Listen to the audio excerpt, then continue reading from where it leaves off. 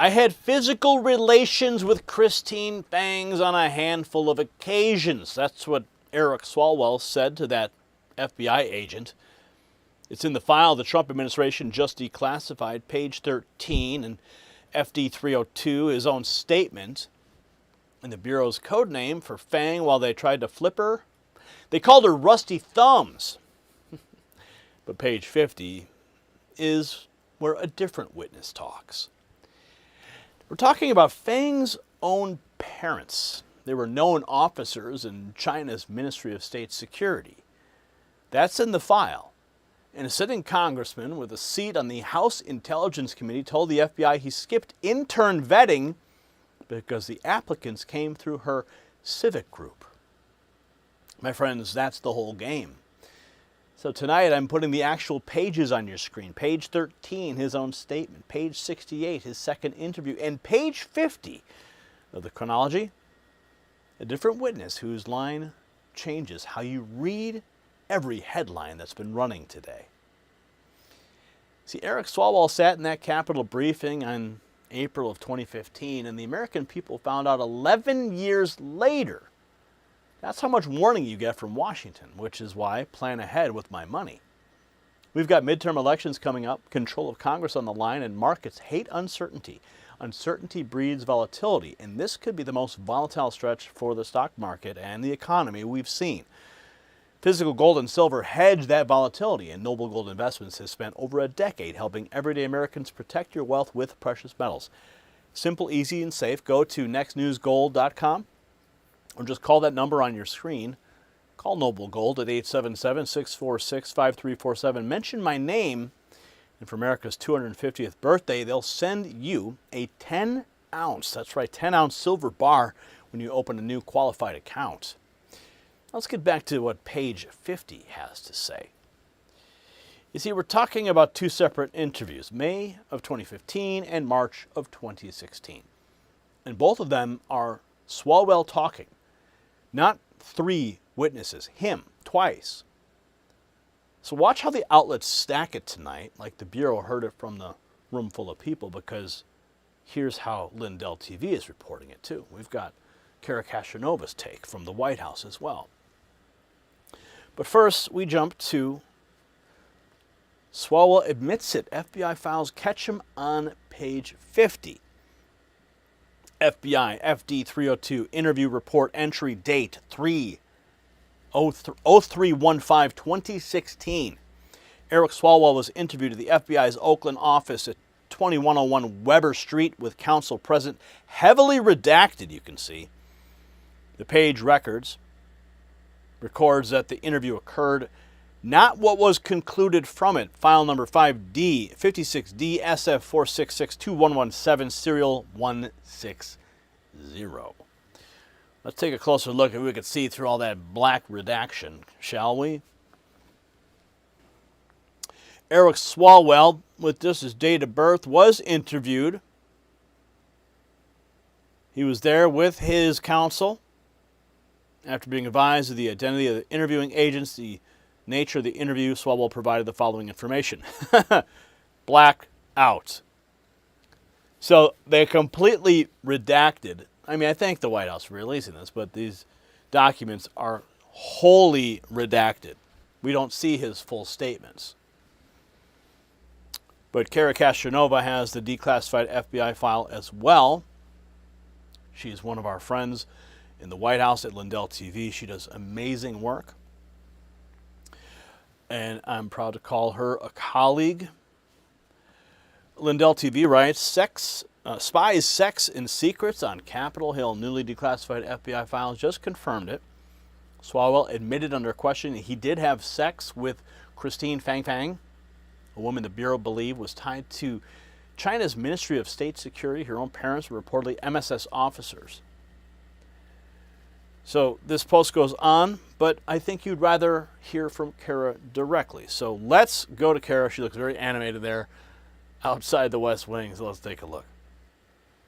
Spies, sex, secrets on Capitol Hill. And it's all real. Straight from an FBI file the Trump administration just declassified on Eric Swalwell, a suspected Chinese operative, a sitting congressman, an FBI code name so ridiculous even a soap opera writer would say, this can't be real. But it is. It's all right here in black and white, straight out of the Bureau's own files. Let's get into it. First, the FBI's nickname for Christine Fang, otherwise known as Fang Fang, while they were secretly trying to recruit her as their own informant, Rusty Thumbs. Here is why the FBI wanted her as a source in the first place. The file says both of her parents were known officers in China's Ministry of State Security, the MSS. Spy parents allegedly raising a spy. Now, the main event. Swalwell told FBI agents that he and Fang Fang had sex multiple times, from around 2012 all the way to March 2015. Swalwell never admitted this publicly, but his declassified FBI file just did it for him. A vivid excerpt straight out of that file. Picture this. It's late at night and Fang Fang is banging on Eric Swalwell's apartment door. A mysterious third person lets her in and she winds up in bed with Swalwell. Swalwell is whacked on Ambien and tells the FBI he, quote, barely remembers what happened next, except that they hooked up and that she left a couple hours later. A former campaign staffer separately told the FBI that Fang once showed up at his door and made it very clear that she wasn't wearing any underwear. And it wasn't just her body that she was selling access with. The file quotes Fang telling one contact she could arrange a meeting with Swalwell for a $5,000 campaign contribution, and that an internship in his office would, quote, cost more. A literal price list for a sitting congressman's time and staff by a Chinese national. Here is where it gets even more serious. Fang got people paid as interns in Swalwell's campaign and his DC office. Possible Chinese nationals, but that has not yet been confirmed. Swalwell's explanation to federal agents, he treated interns Fang Fang vouched for as coming from a Chinese-American civic group, so he didn't bother to put them through the normal vetting process. His words paraphrased, diversity is important, so I didn't ask any questions. One staffer even told the FBI that Fang implied she wanted citizenship rules waived for her friends' internships. So here's the question, America. Was Swalwell not vetting his own interns with access to his office, data, possible donor roles, and so much more because of some noble diversity principle, or because the woman vouching for them was also in his bed? And after all that, the DOJ dropped the investigation into Swalwell and never charged Fang Fang. Not because there wasn't evidence, they say it was because she'd already fled to China. The DOJ official this case landed on, by the way, Public Integrity Section Chief Jack Smith. The same Jack Smith who'd go on to be the special counsel who prosecuted President Trump. Swalwell, for what it's worth, already stepped away from public life for now. He dropped his California governor bid and resigned from Congress back in April over a completely separate set of sexual misconduct allegations from other women, unrelated to Fang. But you have to wonder, is this a pattern? Real question. Is a lawmaker who can't manage his own impulses a national security threat? Should Congress have stricter rules given how exposed these guys clearly are? And why did Democrats run cover for Swalwell and allow him to remain on the House Intelligence Committee given his fatal flaw? And as for Eric Swalwell himself, pass or permanent political timeout? Now that it has been revealed that he admitted sexual relations with Fang Fang to the FBI, should he have been transparent and admitted that to his constituents instead of skirting around the question for close to a decade? And furthermore, was Fang Fang so irresistible that Swalwell should get a pass? If a baseline IQ congressman from California can't resist having sex with an alleged Chinese spy, then can you imagine what other temptations might compromise other politicians? Tell us what you think in the comments below. Reporting for Lindell TV at the White House, I'm Cara Castanova. Well done, Cara Castanova, outside the White House. So Swalwell admitted the sexual relationship to the federal agency, never admitted it to the voters who kept sending him back to Washington. FBI FD 302 dated 5/8/2015, Swalwell tells agents in his own words he did have physical relations with Fang on a handful of occasions but never dated her or had a romantic relationship. He says March 2015 was the last time. Swalwell's own statement to the FBI. Not an FBI finding, but it was his own words. Swalwell, with his date of birth, interviewed at the Federal Bureau of Investigations in Oakland San Francisco special agent in charge blank was present during the investigation after being advised of the identity of the interviewing agents and the nature of the interview. Nature of the interview. Swalwell provided the following information. He met her in the fall of 2012, an event recognizing the Chinese American community.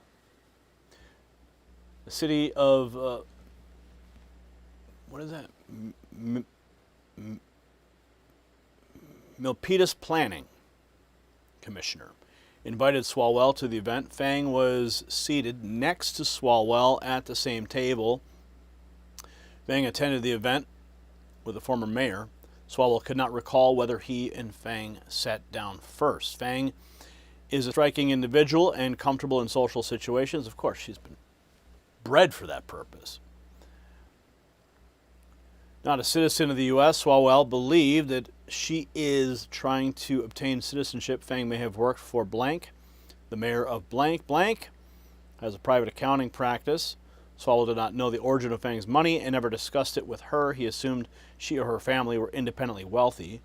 Swalwell had a drink with Fang a couple of weeks after they first met in 2012. He had physical relations with Fang on a handful of occasions, never dated or had a romantic relationship. March 2015 was the last time Swalwell had physical relations with her. Swalwell considered their physical relations to be casual, but believed that Fang was interested in closer romantic relationship. Swalwell primarily communicated with Fang via text. He has also spoken on the phone with Fang and exchanged emails, also used his personal Gmail account to communicate with her. Prior to the interview, he reviewed his personal Gmail account and found approximately 5 email exchanges, which he offered to provide to the interviewing agents. And the interns, Fang Fang placed them in his campaign and his D.C. office, and Swalwell told the FBI he skipped the vetting process. His own words, came to the apartment twice, both occasions, probably before he elected, said he barely remembers a late-night visit. He had taken Ambien. She did not have access to his apartment. Swalwell came to the apartment twice. He does not remember having candles lit while she was there. One night, Fang came over late in the evening, started banging on the door. Swalwell let her in, and she and Swalwell hooked up. Fang left after a couple hours. Swalwell barely remembers the event because he had taken Ambien prior to Fang arriving. Swalwell takes Ambien to help him sleep. So he can still perform well on Ambien. I didn't even know that was the thing. Fang did not have access to the apartment. Swalwell stated that access to the country, that across the country, people wanted to volunteer and donate to your campaign. Then once they do, they ask for your help. Right after Swalwell was elected, he handled all the intern requests, told Swalwell he would be the bad guy when it came to telling people there were no internships available. Fang was unique because Swalwell saw Fang as connected to the Asian Pacific Islander American Public Association, and Swalwell viewed anyone that Fang put forward for an internship as coming from ARPA. A significant portion of Swalwell's constituents are Chinese American. Once or twice a week, people ask Swalwell for favors. Therefore, Fang's request did not stand out. In some cultures, people feel more free to request favors. This is especially true in the Chinese, Indian, and Pakistani cultures. Swalwell always communicates to his supporters and constituents that donations to his campaign are entirely separate from any association his office provides. Sure. Yeah. They all say that. $5,000 for a meeting with the congressman, an internship, she said, cost more. Serial number 160, FBI interview record, FD 302, continuation page, records a statement that Swalwell and Fang occasionally hooked up. It's cut off mid-sentence. This is the interview statement in the FBI report. Speaker attribution is unclear. So Swalwell thought Fang's perception of the wins might not be happy because they're Republicans. Swalwell's a Democrat, indicative of her sophistication and awareness of political issues. At some point before the dinner, Fang told Swalwell the dinner's host may encounter trouble with Wynn's management for hosting politically related event. Swalwell viewed the event at the Wynn Hotel in Vegas as classic overpromise, underdeliver event. He said the event was a shit show didn't handle it well. People didn't give as much as what Fang had promised. Should have handled the reporting on the event more appropriately. Was not known for good record keeping and could be sloppy. Typically, Blank handled all the campaign financial disclosures, and they would be sent to a consulting firm in D.C. to make sure the disclosures were accurate. Last name unknown, who reviewed Swalwell's disclosures in D.C. Fang was Swalwell's APARPA contact. The only difference between Fang and the other organizational contacts was that Swalwell and Fang occasionally hooked up, and Fang has a thing for him. That's what the document says right at the bottom. Let me see if I can pull that for you. If you can see it. Fang has a thing for him. That's the only thing that stood out. Her own parents were officers in the Chinese Ministry of State Security, according to the file. FBI knew who they were dealing with. For FBI 302-51-2015, witness had no first-hand knowledge of romantic or physical relationship between Fang and Swalwell. Says he heard second-hand Swalwell had physical relations. Same page, witness knew of no conduit contributions, no classified requests, and no internships for money. So here's more from the classified files that were just leaked, not leaked, but presented by the White House. Retribution's a bitch, dude. Blank had no first-hand knowledge of any romantic or physical relationship between Fang and Swalwell. However, had heard secondhand Swalwell had physical relations with Fang prior to Swalwell's election to Congress. Blank heard from Blank, Swalwell's chief of staff, that Fang has shown up to Swalwell's door unannounced at least one occasion. Blank heard from Blank, the Blank, that Fang showed up on Swalwell's door, made it clear to Swalwell that she was not wearing any underwear. Blank did not know if Blank and Blank were referring all these redacted. No conduit contributions related to the campaign. Strongly believe that Swalwell had no knowledge of the conduit. Not aware asked for or received any classified information from himself or anyone else in the campaign or official office. Well, when you're on Ambien in the middle of the night, I mean, who knows what that kind of pillow talk was, right? Okay, so continuing here. So how does this case look like and just evaporate? Well, look whose desk it landed on. Jack Smith, then chief of the Public Integrity Section. Swalwell is briefed at the Capitol on Fang Fang, her connections to the redacted and Chinese intelligence services. 302 says Swalwell asked no questions, but volunteered that Fang is active in local politics, a former Air China flight attendant. He sees her in person about every 2 months. He says she'd been in the campaign office, but did not believe she was ever unattended there. So this is the source page, April 30th, 2015. Swalwell was provided a blank at the Capitol building, present for a briefing were Deputy Assistant Director Robert Jones, Special Agent in Charge, San Francisco, David Johnson, Unit Chief Blank, Special Agent Blank, and another Blank. Swalwell was advised of the classified nature of the briefing.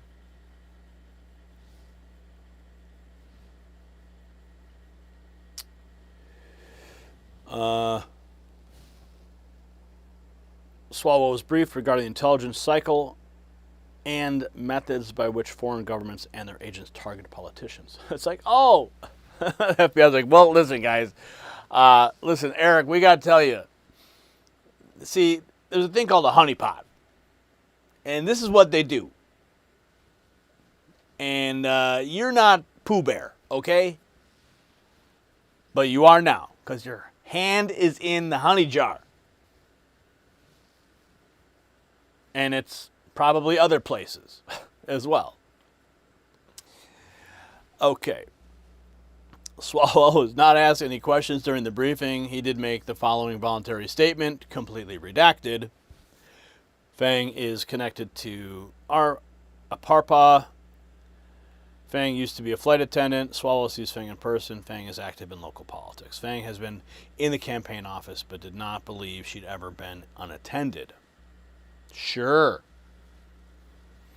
The same Jack Smith who later came after Trump as special counsel. Fang Fang was never charged. Swalwell told agents he had no contact with Fang since the FBI first briefed him and that no third parties passed him messages from her, his own statements to the FBI. He was told it would go to a grand jury in the Northern District of California. Swalwell's new contact has been very cautious of dealing with the Chinese and does not take many requests. In June of 2015, Swalwell met with APA members in Washington, D.C. At this meeting, a woman with APA told Swalwell that Fang had gone back to China. Blank told Swalwell the FBI had contacted Blank and Swalwell's name came up. Blank told Swalwell that he blank reports to the FBI contact he has with Fang. Blank and Blank told Swalwell the FBI had contacted them. Blank, the blank mayor, went to China and has a number of Chinese American interns. Fang would generally mention that Swalwell should go to China. At an election night party in November of 2014, Fang invited Swalwell's Blank to China. Swalwell has had no contact with Fang since he first met with the FBI. Regarding this matter, Swalwell has not received any communications from Fang directly, nor have any third parties passed him messages. Swalwell was advised and acknowledged that the substance of his interview would be reported to a grand jury in the Northern District of California and was given the opportunity to amend or correct any of his statements. All items shown to Swalwell have been attached to 1A section of this file. So Democrats left him on the House Intelligence Committee the entire time. That was a choice, and somebody actually had to make that choice. The qualifier in the FBI's own 302 of the interview in 2015 of Swalwell, that's the 5-5 interview, Fang never asked for and Swalwell never provided her any sensitive or classified documents or information while he was on Ambien. Same page also logs a $2,600 in-kind dinner contribution issue. So here we get into the campaign finance activity.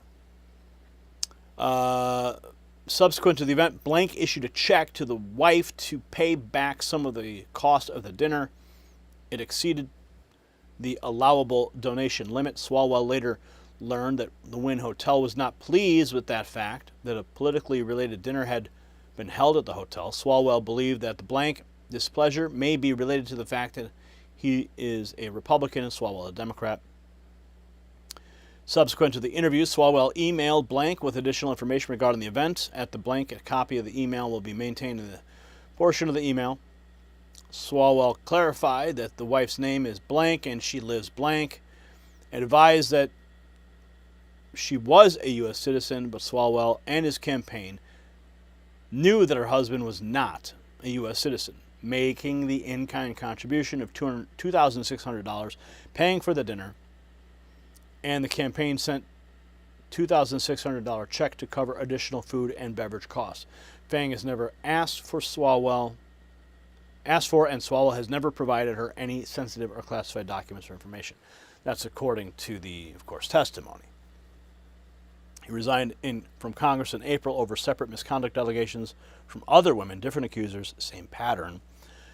5/5/2015 from the FBI 302, he told agents he was not aware of, never discussed with Fang any internship given in exchange for cash, would not have participated. Fang barred from donating as a non-citizen. His account, not an FBI finding. So here's the question that matters now. If a congressman from California can be compromised this easily, who else in that building is already bought? Fang never asked Swalwell what we were in his office working on in terms of policy. Same page. Swalwell asked agents what laws Fang may be breaking. So page 50 of the chronology, the first non-Swalwell voice in this entire file. And that witness told agents flat out they had no first-hand knowledge of any romantic or physical relationship. The only person putting Swalwell in a room with a suspected Chinese intelligence asset is Eric Swalwell. Jack Smith's desk, that's where the case landed, and nobody got charged. Not Fang, not Swalwell. And back in July, we showed you the Judiciary Committee's evidence that Smith went after 44 lawmakers' text messages. He had an appetite for that. He had none for this. So share these pages, not the headlines, because the headlines are already running past what the documents say. And that's how they get to call all of it a hoax later. So tell me in the comments what you make of page 50. The files are open now. The men who buried them are the ones sweating. And there are more pages coming out of that building every week. See, Swalwell walked because the case sat with Jack Smith. And the next batch of declassified files won't wait for a news cycle.